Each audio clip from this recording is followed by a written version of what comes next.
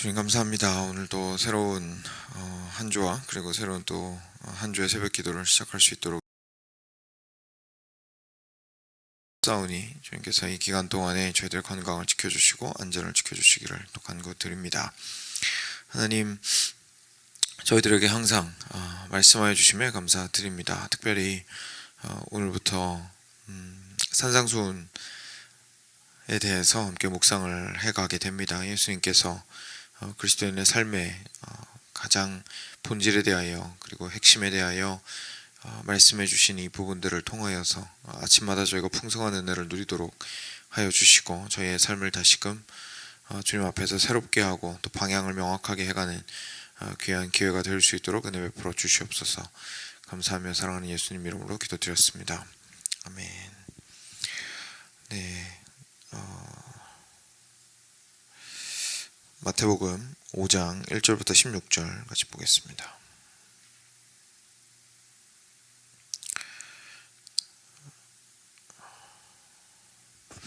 네, 산상수훈 부분입니다. 오늘 1절부터 16절까지 이제 산상수훈의 서론에 해당되는 부분인데요. 같이 함께 교독하겠습니다. 제가 먼저 한 절 읽겠습니다. 예수께서 무리를 보시고 산에 올라가 앉으시니 제자들이 나온지라. 입을 열어 가르쳐 이르시되 심령이 가난한 자는 복이 있나니 천국이 그들의 것이며 통하는 자는 복이 있나니 그들이 위로를 받을 것이며 온유한 자는 복이 있나니 그들이 땅을 기업으로 받을 것이며 복이 있나니 그들이 배부를 것이며 긍휼히 여기는 자는 복이 있나니 그들이 긍휼히 여김을 받을 것이며 마음이 청결한 자는 복이 있나니 그들이 하나님을 볼 것이며 화평하게 하는 자는 복이 있나니 그들이 하나님의 아들이라 일컬음을 받을 것이며 의를 위하여 박해를 받는 자는 복이 있나니 천국이 그들의 것임이라. 나로 말미암아 너희를 욕하고 박해하고 거짓으로 너희를 거슬러 모든 악한 말을 할 때에는 너희에게 복이 있나니 기뻐하고 즐거워하라. 하늘에서 너희의 상이 큼이라. 너희 전에 있던 선지자들도 이같이 박해하였느니라. 너희는 세상의 소금이니 소금이 만일 그 맛을 잃으면 무엇으로 짜게 하리요. 후에는 아무 쓸데없어 다만 밖에 버려져 사람에게 밟힐 뿐이니라. 너희는 세상의 빛이라. 산 위에 있는 동네가 숨겨지지 못할 것이요. 사람이 등불을 켜서 말 아래 두지 아니하고 등경 위에 두나니 이러므로 집안 모든 사람에게 비치느니라. 이같이 너희 빛이 사람 앞에 비치게 하여 그들로 너희 착한 행실을 보고 하늘에 계신 너희 아버지께 영광을 돌리게 하라. 아멘. 네, 저희 산상수훈 이제 시작하는 팔복 부분입니다. 산상수훈이라는 거는 예수님께서 처음에 보시면 무리를 보시고 산에 올라가 앉으시니 제자들이 나온지라 이렇게 말씀하시잖아요. 그래서 산에서 하셨던 말씀인데 쉽게 말해서 설교라고 우리가 표현을 할 수가 있겠죠. 예수님께서 딱 한 자리에서 굉장히 길게 필요한 말씀들을 다 하시는 그런 부분입니다. 그래서 마태복음에 몇 군데 나오는데 그 중에서 또 굉장히 중요한 산상수, 제가 말씀드린 여러 군데 나온다는 건 설교가 여러 군데 나오는데 그 중에 첫 번째 부분입니다. 오늘 말씀 보시면서 좀 기억을 하시겠지만, 보실 수 있겠지만, 그리고 저도 이제 말씀을 드리겠지만, 산상수훈은 사실 굉장히 잘 보아야 할 필요가 있습니다. 왜냐하면 저희는 기본적으로 누가 알려주지 않으면, 그리고 명확하게 하나님의 말씀을 이렇게 쭉 보면서 이게 무슨 얘기인지 잘 이해를 하지 못하면 아주 쉽게 내가 뭘 해야 하느냐에 초점을 맞춰서 보기 마련이기 때문입니다. 근데 산상수훈은 애초에 이제 초점이 거기에 있는 게 아닙니다.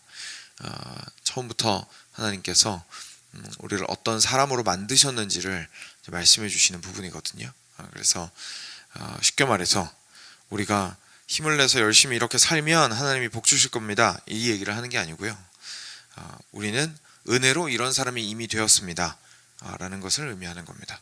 그러니까 은혜로 이런 사람이 되었으니까 이제 이렇게 살아갑시다 라고 순서를 뒤바꾸는 겁니다. 열심히 살아서 복 받읍시다, 이게 아니라 이미 복을 받았으니까 이제 그 복 받은 사람처럼 삽시다, 이제 이렇게 은혜에 대해서, 은혜를 받은 사람이 어떻게 살아야 하는지에 대해서 이야기해 주는 것이라는 것을 먼저 저희가 조금 이해를 하고 들어가겠습니다. 어차피 계속 이제 반복이 될 테니까 잘 이해하실 수 있으리라 생각을 하고요.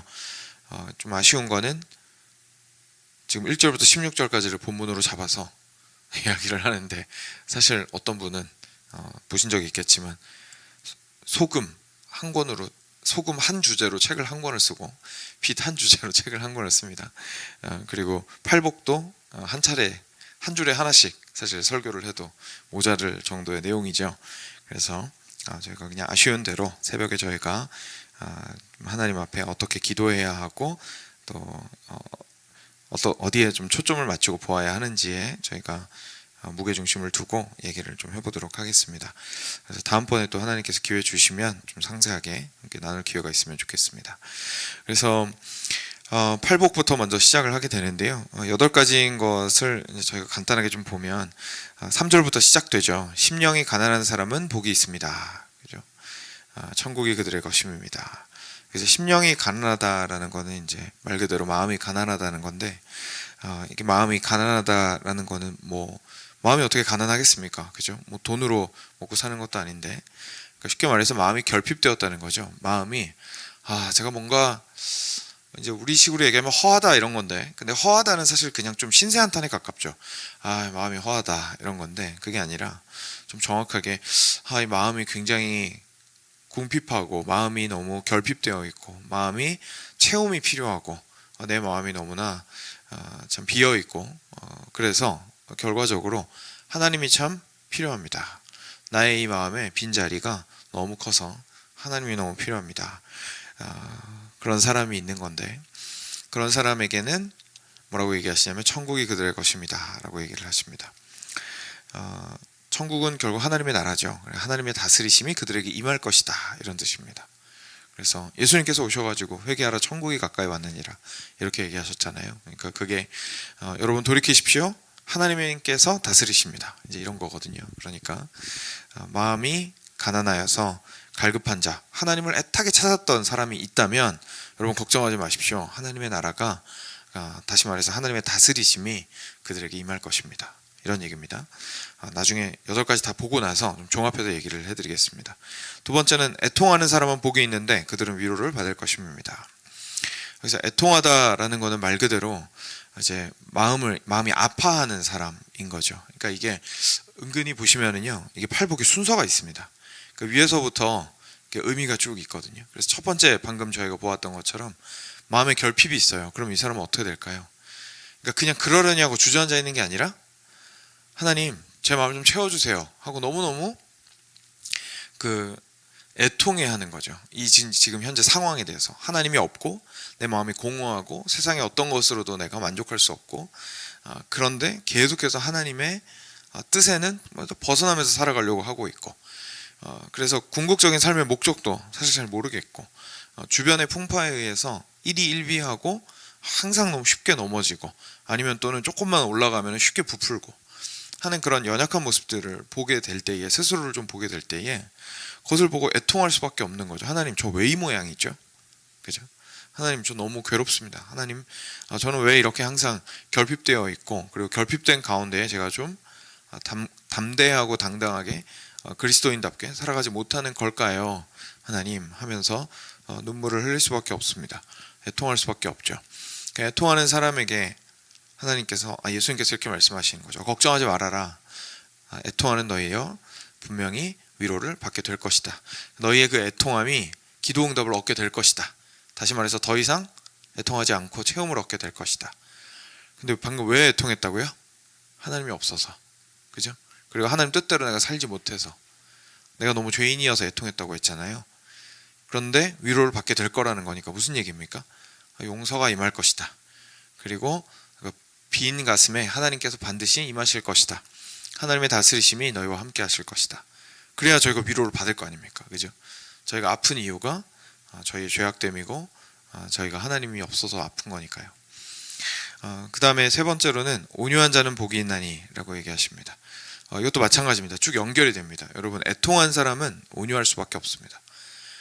여러분 온유하다라는 건 결국 사람이 부드럽고 그리고 겸손하고 그리고 쉽게 화내지 않는다는 뜻이거든요. 근데 어떻게 그럴 수 있을까요? 결국은 상대방을 이해를 할 수 있어야 됩니다. 그렇죠? 그리고 상황에 대해서도 좀 수용적이어야 됩니다. 사람이. 그리고 무엇보다도 내가 높아지지 않으려고 해야 합니다. 그러니까 내가 옳다라는 사실이 오해받고 내가 알 수 없는 이유로 아픔을 겪고 내가 당당하게 받아도 상관없는 유익을 받지 못하는 억울함이 있고 이제 그랬을 때 온유하려면 결국은 그 상황 가운데에서 내가 올라가려는 생각이 없어야겠죠.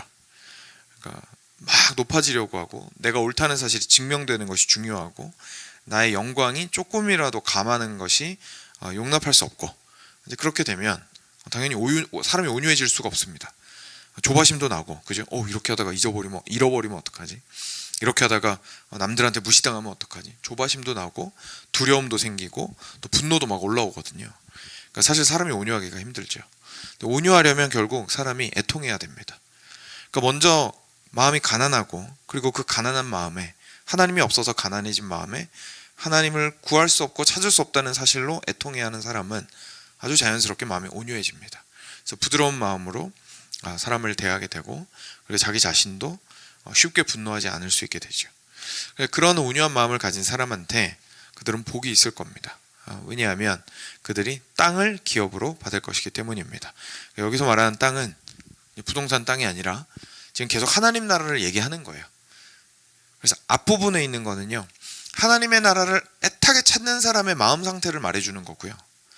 그런 사람은 기도응답을 받을 것이니 이렇게 생각하시면 됩니다. 복이 있나니 이 말을 그들은 기도응답을 받을 것이니 하나님의 나라가 그들에게 임할 것이란다. 그걸 계속 설명을 해주시는 겁니다. 그래서 땅을 기업으로 받을 것이다. 하나님의 나라가 임하여 그들은 절대로 손해보지 않고 정말로 하나님께서 그 모든 것들을 당신의 나라에서 갚아주실 것이다 라는 얘기를 하시는 거죠. 그 다음에 네 번째로 의에 줄이고 목마른 자는 복이 있나니 그리고 이런 사람들은요 하나님의 의를 정말 간절하게 바라게 됩니다. 그러니까 하나님이 나타나신다. 우리가 이럴 수 있잖아요. 하나님 저 너무 힘들어요. 하나님께서 좀 나타나 주세요. 보여주세요. 제 삶 가운데 임해 주세요. 저와 함께 해주세요. 제가 막 애통하고 정말 슬픔이 가득한 마음으로 주님께 그렇게 부르짖을 수 있습니다. 근데 그거를 제가 보통 이제 이런 식으로 표현하는 게 좀 어색하다 보니까 표현은 잘 못하지만 사실 우리가 뭘 원하고 있는 거냐면 하나님의 의로우심을 원하고 있는 겁니다. 왜냐하면 지금 내가 부족할 때 하나님께서 의로우셔서 연약한 나를 돌아보시고 나를 채워주시기를 기도드리는 거죠. 그리고 내가 지금 현재 억울할 때, 내가 아플 때, 내가 상처받았을 때 결국 뭘 기도하는 겁니까? 하나님께서 당신의 의로움으로 선하게 저를 선대하여 주십시오. 선하게 저를 대해 주십시오. 저에게 당신의 의를 통해서 제가 간구하는 것들을 좀 이루어 주십시오. 라고 기도하는 거거든요. 그리고 또 다른 측면에서는 우리가 죄에 대해서 기도하잖아요. 그리고 결국 무슨 얘기냐면 이런 거죠. 하나님, 제 힘으로는 하나님 앞에서 의로울 수가 없습니다. 그러니까 하나님께서 좀 저를 의롭게 해주십시오. 그리고 하나님, 저는 이 상태 그대로 주님 심판대 앞에 가게 될 텐데 그러면 하나님의 의가 없어서 저는 분명히 유죄 판결 받고 죽을 수밖에 없습니다. 그러니까 하나님, 제발 간구드리니 저를 의롭다고, 무슨 방법인지 모르겠지만 왜냐하면 지금 아직 예수님 십자가에 못 박혀 죽으시기 전이잖아요. 그죠? 저는 어떻게 얻어야 되는지 모르겠지만 저 좀 의롭게 해주십시오. 하나님의 의가 저는 필요합니다. 라고 기도하는 그 사람. 그 사람이 그 의에 너무 배고파서 저 이거 없으면 죽습니다 라는 말이 나오는 거죠. 하나님, 주님 앞에서 제가 의롭지 못하면 그리고 하나님의 의가 내 인생 가운데 드러나지 않으면 내가 죽겠습니다. 살 수가 없습니다. 생명이 보존이 안 됩니다. 저는 의의 줄인 자입니다. 라고 간절히 원하는 자는 그들은 기도 응답을 받을 것이라는 얘기예요. 복을 받을 것인데 그들이 배가 부를 것임이라. 다시 말해서 그들이 그토록 애타게 기다리던 하나님의 의가 그들을 충족시켜 줄 것이다 라는 얘기죠. 그래서 하나님께 기도했던 하나님 앞에서의 의가 온전히 드러나게 될 것이다 라는 이야기를 해주시는 겁니다. 그 다음에 다섯 번째로 긍휼히 여기는 사람은 복이 있다 라고 얘기하시는데 이렇게 의에 줄이고 목마른 사람까지 저희가 상태가 그렇게 되면 사실 앞서 온유하면서도 좀 잠깐 얘기했던 것처럼 다른 사람을 긍휼히 여기게 됩니다. 이거 그 주기도문에 나오는 내용이랑 비슷하거든요. 주기도문에서 여기 보시면 7절 전체를 다 읽으면 이렇게 돼 있죠. 긍휼히 여기는 사람은 복이 있나니 그들이 긍휼히 여김을 받을 것이요. 여기서 이제 긍휼히 여김을 받는다는 건 하나님이 그들을 긍휼히 여기시고 이런 뜻이거든요. 그러니까 다른 사람한테 기브 앤 테이크로 긍휼을 받을 거라는 얘기가 아니고 하나님께서 그들을 긍휼히 여기실 것이다 이런 뜻이거든요. 근데 이거 주기도문에 나오는 내용이랑 좀 비슷하죠. 주기도문에서 죄사함에 대해서 우리가 간구할 때 우리가 우리의 죄를 사하여 준 것과 같이 다른 사람 우리의 죄를 사하여 주옵소서. 그러니까 우리가 다른 사람 죄를 사하여 주는 게 긍휼이잖아요. 그렇죠? 긍휼을 베풀면 하나님 우리한테 죄를 사해 주세요. 그러니까 하나님의 긍휼이 우리한테 임하게 해 주세요. 라고 기도를 하는 거거든요. 그러니까 결국은 주기도문이랑 같은 내용이에요. 같은 내용인데 제가 특세 때 이 말씀 어떻게 좀 풀어드렸는지 기억하시는지 모르겠습니다. 항상 이 말씀 좀 조심하셔야 되는 게 조건이 아닙니다. 내가 용서를 해줘야 하나님이 나를 용서해 주십니다. 그래서 하나님 내가 용서해 줬으니까 용서해 주세요. 이 말씀도 하나님 긍휼을 베풀어야 하나님이 긍휼을 베푸셔서 제가 가서 긍휼을 베풀었어요. 그러니까 이제 제가 give 했으니까 take 해야죠.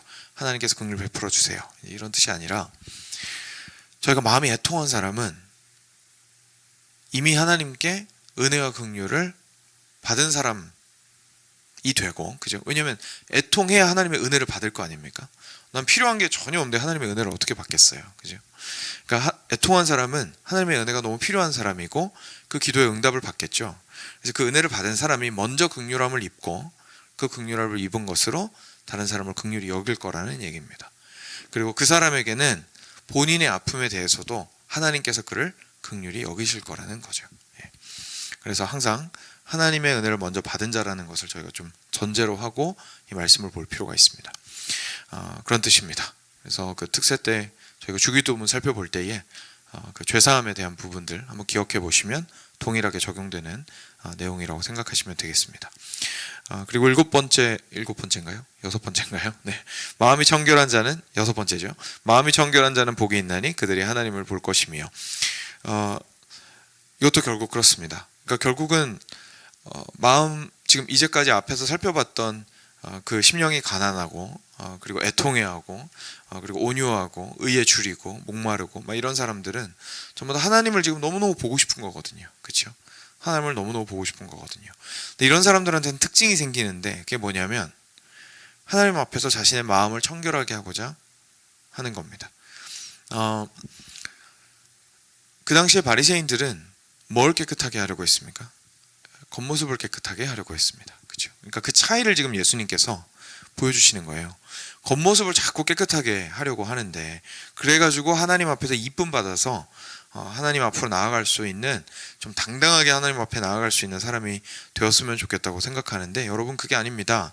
여러분 우리가 정말로 왕 앞에 서게 되는 것은 하나님 앞에 서게 되는 것은 우리의 내면이 하나님이 보시기에 순결하여야 한답니다. 라는 것을 이제 예수님께서 말씀해 주시는 건데 결국 그러려면 죄의 문제가 해결이 돼야 되잖아요. 그래서 그 마음을 계속해서 그 죄 안에서 거룩하게 하고자 하고 그 마음을 하나님 앞에서 온전하게 하고자 하고 그리고 두 마음을 품지 않고 좌로나 우로나 치우치지 않고 항상 하나님을 추구하고자 하고 이제 그러면 마음이 청결한 자는 그들이 걱정하지 마십시오. 기도의 응답을 받을 것입니다. 복을 받게 됩니다. 뭐냐면 그들이 결국 하나님을 만나게 될 것입니다. 하나님의 임재가 그들과 함께 할 것입니다. 그토록 원했던 하나님 저 좀 도와주세요. 당신의 의가 필요해요. 하나님 제가 너무너무 주님이 없으면 죽겠어요. 주님만 저를 위로하실 수 있고 저를 살리실 수 있어요. 라고 외치는 당신이요. 그냥 단지 하나님의 도움만 받는 것으로 끝나는 것이 아니라 감히 바라볼 수도 없는 하나님을 보게 될 것입니다. 라고 이야기해 주시는 겁니다. 그 당시에 왕들 얼굴 보기 힘들었잖아요. 그렇죠? 함부로 볼 수도 없었고 심지어 왕한테 초대받아서 가더라도 얼굴 못 보고 나올 수도 있었습니다. 혹시 우리나라나 중국이나 이런 동양권에서의 그 왕알현이라고 그러죠. 왕을 아련하는 것의 그 절차 보시면 고개 숙이고 들어가서 왕의 말을 듣고 고개 못 들고 엉덩이 보이면 안 되죠. 그리고 뒤로 걸어서 나옵니다. 그렇죠? 그러니까 불러도 얼굴도 못 보고 나올 수도 있는 거예요. 아니면 로마 황제 혹시 배너 영화 보셨는지 모르겠지만 저 뒤에 앉아 있어요. 그죠? 그러니까 여기서 고개를 들어도 안 되지만 좀 들어도 보이지도 않을 거예요. 그죠? 그러니까 이게 왕의 얼굴을 본다는 것이 어마어마한 시대였거든요. 그러니까 지금 우리한테야 사람 얼굴 보는 게 그렇게 뭐 대단한 일이 아니고, 대통령이 운 좋으면 자기가 국밥집에서 국밥 먹고 있는데 그 집에 올 수도 있겠지만, 이때는 뭐 그럴 때가 아니죠. 그러니까 그런 마인드를 가지고 있는 사람들에게 이렇게 말씀하시는 거예요. 하나님을 볼 것이다. 엄청난 겁니다. 그래서 예수님께서 우리를 향해서도 하시는 말씀이, 정말 우리가 주님의 은혜를 갈구하는 사람으로서 마음을 청결하게 했을 때에 하나님을 볼 것이다 라고 얘기하시는 것이죠. 그 다음에 7번째로 화평하게 하는 자는 복이 있나니. 그러니까 이건 무슨 말이냐면, 여러분, 사람이 언제 화평하게 하게 될까요? 다른 사람 화해시키는 사람은 어떤 사람일까요? 그리고 분쟁과 갈등이 있는 상황 속에서 끝까지 화평을 전하는 사람은 어떤 사람일까요? 여러분, 갈등 안에서 어떻게 화평할 수 있죠? 중요하겠죠. 우리 삶에 항상 우리를 힘들게 하는 게 갈등 때문이고, 내가 휘말려 있는 갈등 때문에 우리가 힘든 거잖아요.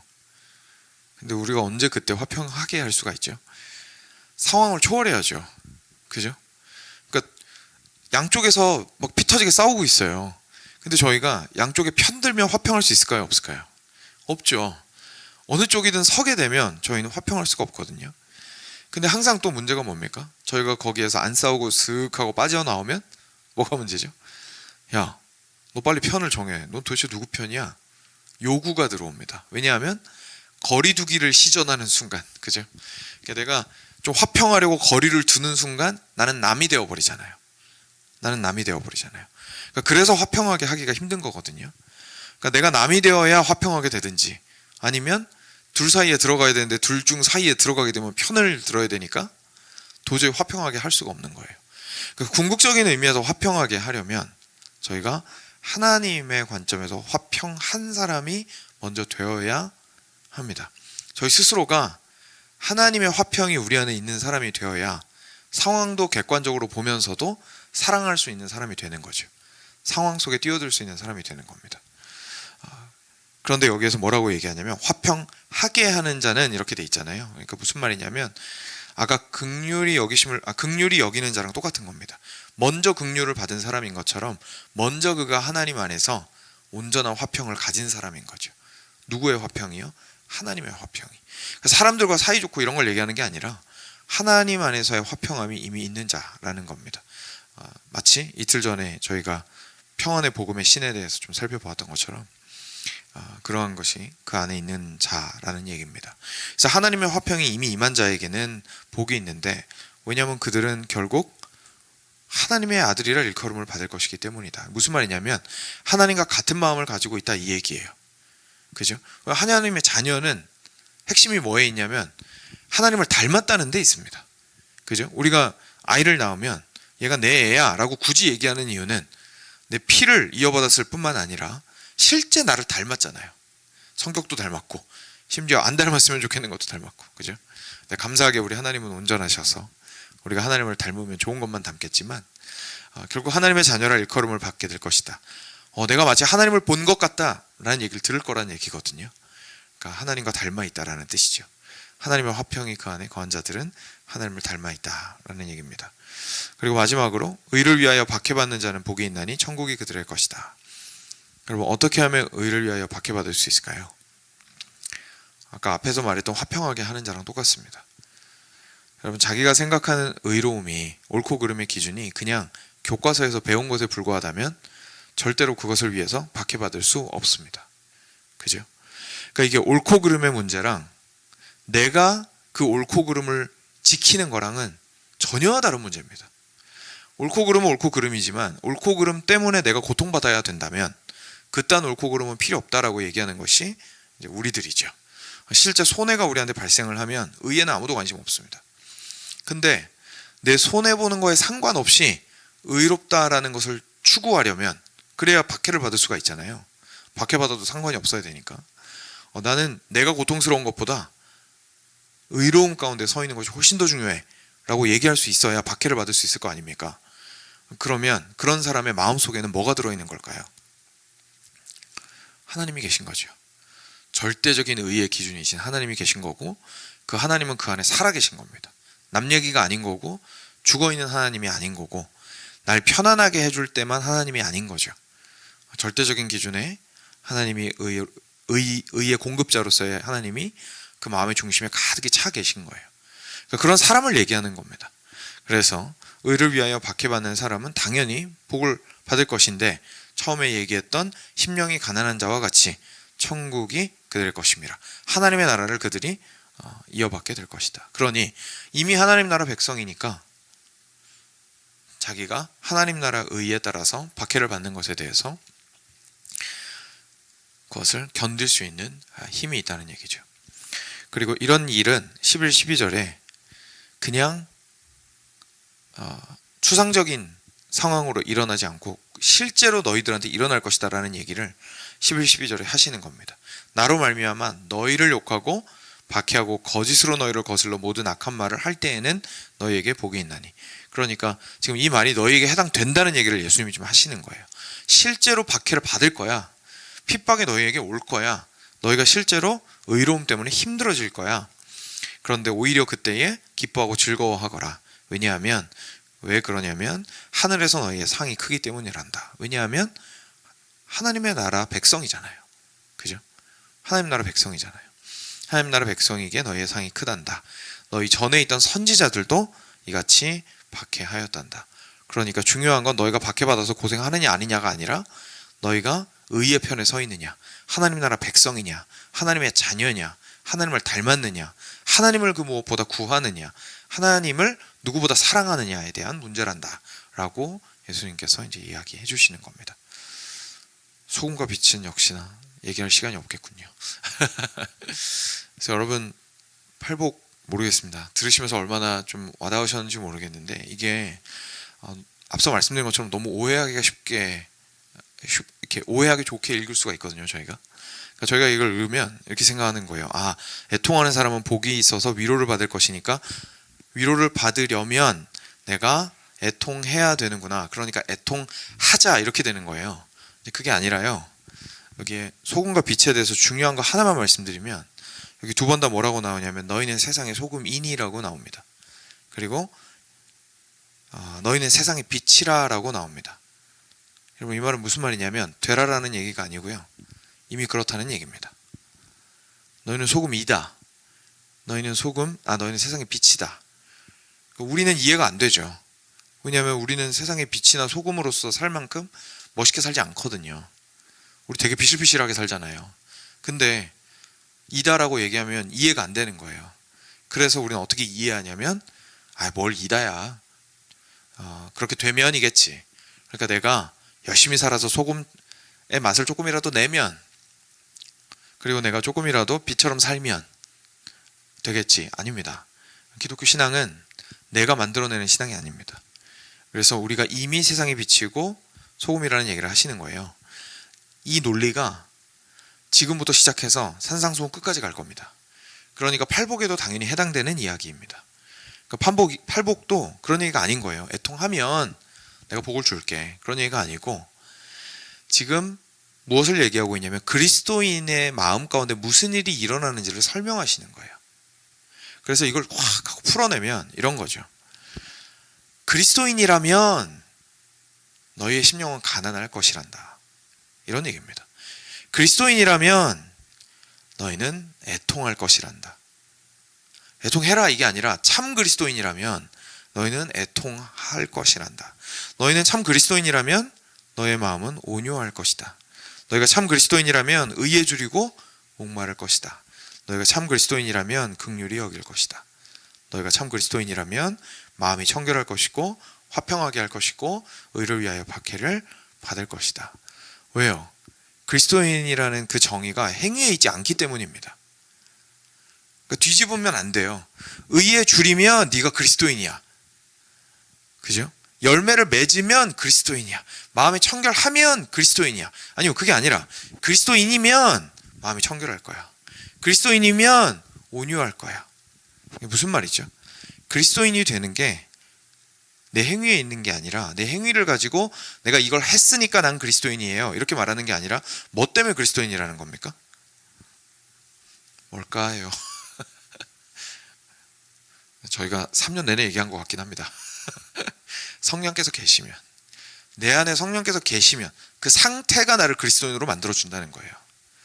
내가 그리스도 안에 있으면, 내가 뭘 행한 것이 나를 그리스도인으로 만들어주는 게 아니라 내 안에 성령께서 계시면 내가 그리스도인이 됩니다.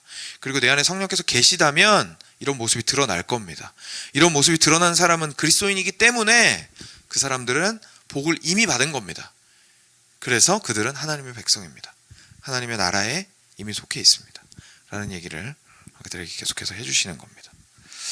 앞으로 계속 같은 맥락에서 은혜를 강조하게 될 겁니다. 그리고 그 성령께서 베풀어 주신 은혜를 통하여 우리가 누구이냐가 계속 강조될 겁니다. 그리고 그 우리가 누구이냐에서부터 출발해서 나의 삶이 열매를 맺게 된다는 것을 계속해서 강조하게 될 겁니다. 사랑하는 여러분, 그리스도인이 무엇인가에 대해서 좀 명확하게 아시는 시간이 되었으면 좋겠고요. 특히 오늘 말씀을 통해서는 그래서 저희가 해야 되는 게요, 방금 봤던 팔복에서의 내용을 저희가 기도하는 겁니다. 그래서 마지막에 주기도문이 나오는 거예요. 이걸 기도하라고, 결국은 기도하라고. 왜냐하면 성령께서 하시는 일을 저희가 기도 안 하고 무슨 수로 하겠습니까? 저희가 애써가지고 애통할 수 없습니다. 애써서 마음을 청결하게 할 수도 없습니다. 애써서 의에 줄일 수도 없습니다. 애를 쓴다라는 그 방향 자체가 기도도 안 하고 그냥 내 노력으로 할 수 있겠거니 할 수가 없다는 얘기입니다. 그래서 우리 모두는 그것을 위하여 기도해야 합니다. 그래서 우리가 이 시간 함께 기도할 때에는요, 팔복 전체를 가지고 기도하셔도 좋고요, 혹시나 그 중에서 조금 더 마음에 와닿으시는 부분이 있었다면 그것들을 좀 가지시고, 하나님, 제가 이런 사람 되었으면 좋겠습니다. 하나님, 제 안에서 이런 모습이 발견이 잘 안 됩니다. 저는 참 분노가 많습니다. 온유하지가 않습니다. 하나님, 저는 굉장히 쉽게 체념하고 토라지고 삐집니다. 하나님, 저는 쉽게 실망합니다. 저는 의에 줄이기보다 그냥 육신의 배만 고픕니다. 그죠? 이런 것들을 좀 하나님 앞에 간구하는 시간 가지시면 좋겠습니다. 그래서 시간이 좀 되어서 그냥 두 번째 기도 제목까지 같이 한꺼번에 말씀드리고 내려가겠습니다. 그래서 같은 우리가 기도 제목들이 우리 가정과 우리 교회 공동체 안에서 온전히 이루어질 수 있도록 우리 교회가 팔복의 의미를 진정으로 이해하고 깨닫고 참 그리스도인으로서 살아가는 교회 그리고 가정 될 수 있도록 해달라고 기도해 주시고요. 그리고 계속 우리 함께 기도하고 있는 서정호 집사님, 그리고 우리 민석이 장로님 건강 회복과 무엇보다도 그들의 심령을 위해서 좀 기도해 주시면 좋겠습니다. 마음이 많이 어려우시니까 꼭 기도해 주시고요. 그리고 자유롭게 기도하시면 되겠습니다. 계속 기도.